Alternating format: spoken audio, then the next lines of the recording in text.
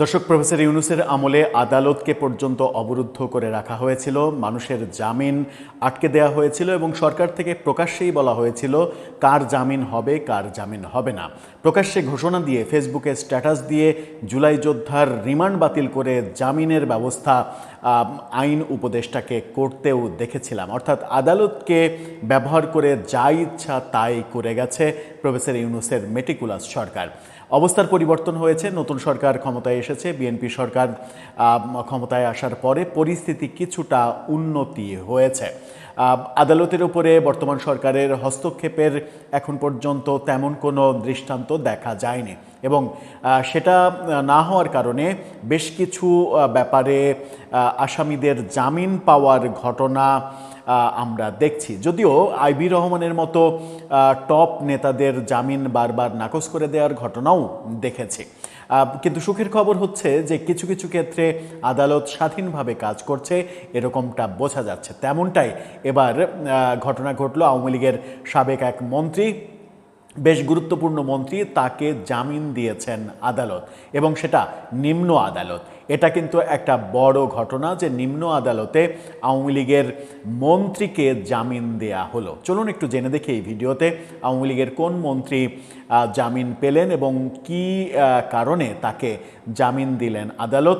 এই ঘটনার মধ্য দিয়ে অন্তত এটা প্রতীয়মান হয় কিনা যে প্রফেসর ইউনূসের আদালতের ওপরে প্রভাব বিস্তার করার যে চেষ্টা সরকারের থেকে, সেই চেষ্টা বর্তমানে অনেকটাই কমে গেছে কিংবা নাই এর দিকে। সেই আলোচনাই করবে এই ভিডিওতে। থাকবেন পলিটিক্স টিভির নিয়মিত আয়োজনে।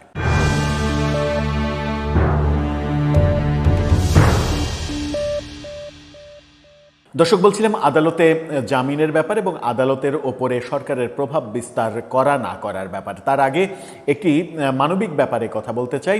ফুড ফর অল এই শিরোনামে 5 জন তরুণ সাধারণ অসহায় ক্ষুধার্ত মানুষের পাশে রান্না করা খাবার নিয়ে দাঁড়াচ্ছে। এই চ্যানেলটির লিঙ্ক ডেসক্রিপশন বক্সে দেওয়া থাকবে। সেখান থেকে চ্যানেলটি সাবস্ক্রাইব করে অন্তত এই মানবিক কর্মকে আপনারা উৎসাহিত করবেন, অনুপ্রেরণা দেবেন যেন এই বার্তাটা 18 কোটি মানুষের কাছে পৌঁছে যেতে পারে। চলে যাচ্ছি মূল আলোচনায়। বলছিলাম আওয়ামী লীগের এক মন্ত্রীকে জামিন দেওয়ার ঘটনা ঘটেছে।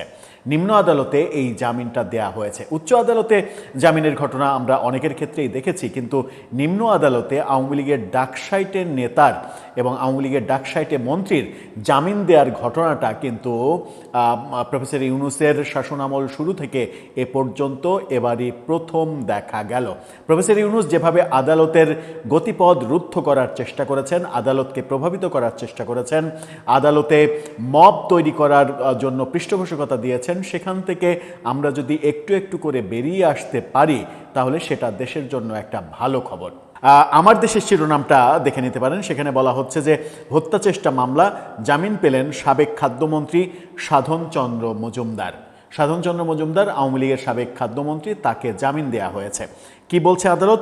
জুলাই গণ অভ্যুত্থানে রাজধানীর মোহাম্মদপুরে ব্যবসায়ী ইমরুল কায়েস ফয়সালকে হত্যা চেষ্টা মামলায় আওয়ামী লীগ সরকারের সাবেক খাদ্যমন্ত্রী সাধন চন্দ্র মজুমদারকে জামিন দিয়েছেন আদালত। ঢাকার মেট্রোপলিটন ম্যাজিস্ট্রেট আরিফুর রহমানের আদালতে তার এই জামিন মঞ্জুর করা হয়।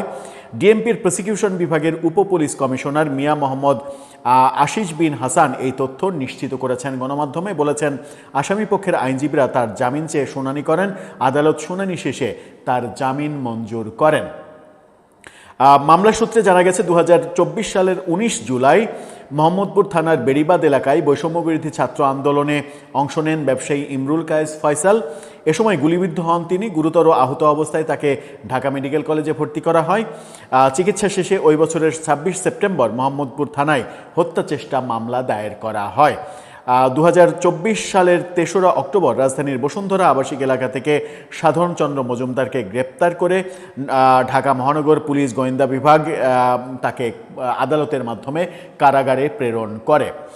এই যে হত্যা চেষ্টা মামলা, মোহাম্মদপুরে এই হত্যা চেষ্টা মামলা হলো, সেখানে খাদ্যমন্ত্রী গিয়ে তাকে হত্যা চেষ্টা করলেন কিনা, এই ব্যাপারগুলো তো প্রফেসর ইউনূসের মেটিকুলাস ব্যাপার এরকম অনেক ব্যাপারই আছে। এরকম অনেক মামলাই রয়েছে যে মামলার সঙ্গে আসামির বিন্দুমাত্র কোনো সংযোগ না থাকলেও তাকে মেটিকুলাস ডিজাইনে সেই মামলায় ঢুকানো হয়েছে। এবং প্রফেসর ইউনূসের আমলে সারা দেশে যে হাজার হাজার মামলা হয়েছে, বেশ কিছু সঠিক মামলার বাইরে বেশিরভাগ মামলায় ভুয়া, যেটা আমরা পুলিশ তদন্ত থেকে পিবিআইয়ের রিপোর্টে দেখেছি যে আদালতে যত মামলা করা হয়েছে সেই ব্যাপারে পিবিআই একটা রিপোর্ট করেছিল, যেটা সরকারেরই রিপোর্ট। পিবিআই বলছে যে এখানে প্রায় 54-55% মামলা হচ্ছে সম্পূর্ণ ভুয়া মামলা, বাকি যে 40-45% মামলা, সেই মামলার 90% আসামি ভুয়া আসামি। পিবিআইয়ের এই মামলা সম্পর্কে রিপোর্ট, পিবিআইয়ের রিপোর্ট তো মানে সরকারের রিপোর্ট, এই রিপোর্টই বলে দেয় যে প্রফেসর ইউনূসের আমলে মেটিকুলাস ডিজাইনে মিথ্যা মামলার যে ব্যবসা ফেঁদে বসা হয়েছিল এবং সেই ব্যবসার সর্দারের ভূমিকা পালন করেছিলেন যে সাবেক মেটিকুলাস আইনমন্ত্রী, আইন উপদেষ্টা আসিফ নজরুল এবং তার ওস্তাদ প্রফেসর ইউনূস, তিনি নিজেই এই কাজগুলো যে পৃষ্ঠপোষকতা দিয়েছেন সেগুলো আজকে প্রমাণিত সত্য হিসেবে দেখা যাচ্ছে। এই কাজগুলো একদিকে কাউকে কাউকে করতে দিয়েছেন, ব্যবসা করতে দিয়েছেন, অন্যদিকে তিনি তার নিজের আখের গুছিয়েছেন, নিজের জন্য, নিজের ব্যবসা প্রতিষ্ঠানের জন্য যা কিছু দরকার সেগুলো করে নিয়েছেন। অনেকেই মজা করে বলেন, ট্রল করেন, সেগুলো হয়তো সত্য নাও হতে পারে, কিন্তু অনেকে তো বলেন, এরকম সমালোচনাও করেন যে প্রফেসর ইউনূস শেখ হাসিনা সরকারকে ফেলে দিতে যা ইনভেস্ট করেছিলেন তার কয়েক গুণ লাভসহ, সুদসহ তিনি তার 1.5 বছরে ইনকাম করে নিয়েছেন নিজের জন্য। যদিও এই কথাটার মানে পক্ষে আমরা কোনো অবস্থান নিতে চাই না, আমরা এইভাবে বলতে চাই না, তবে এটা তো ঠিক যে প্রফেসর ইউনূস নিজের আখের গুছিয়ে নিয়েছেন তার 1.5 বছরে, এবং আরেকদিকে এই ধরনের মামলা বাণিজ্য করার মানে অফুরান যে সুযোগ, সেই সুযোগ তৈরি করে দিয়েছেন একটা নির্দিষ্ট শ্রেণীকে, যারা গত 1.5 বছরে মানে পথের ফকির থেকে কোটিপতি হওয়ার সৌভাগ্য অর্জন করেছেন, যারা মানে ছাত্রাবাসে মানে মেসে থাকবে, টাকা খরচ করে সেই টাকা নেই বলে আওয়ামী লীগ মানে ছাত্রলীগ করতে বাধ্য হয়েছে গণরুমে থাকার জন্য, তাদেরকেও এখন দেখছি যে তারা জমিদারের পুত্র, তারা কোটি কোটি টাকার মালিক, তারা শত শত গাড়ি নিয়ে শোডাউন করে, তারা এমপি নির্বাচন করে, তারা অনেক কিছুই করে।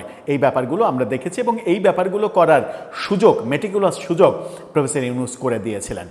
বিএনপি সরকার আসার পরে এই মানে ব্যাপারটা একটা ভালো ব্যাপার যে যদি কোনো মামলার মেরিট অনুযায়ী জামিন পাওয়ার অধিকার থাকে আসামির, তাহলে তাকে অবশ্যই জামিন দেওয়া উচিত এবং মুক্ত হয়ে তার এই মামলা ফেস করার সুযোগ দেওয়া উচিত, যেন পরিপূর্ণ অধিকার তিনি পান তার পক্ষে সমস্ত যুক্তি প্রমাণ উপস্থাপন করে এই মামলাগুলো লড়ার জন্য, যে সুযোগ প্রফেসর ইউনূস দেননি, দিতে চাননি তার মেটিকুলাস ডিজাইনে। দর্শক, আপনার কাছে কি মনে হয়, পরিস্থিতি কি পাল্টাচ্ছে? আপনার মতামত জানিয়ে লিখতে পারেন আমাদের কমেন্ট বক্সে।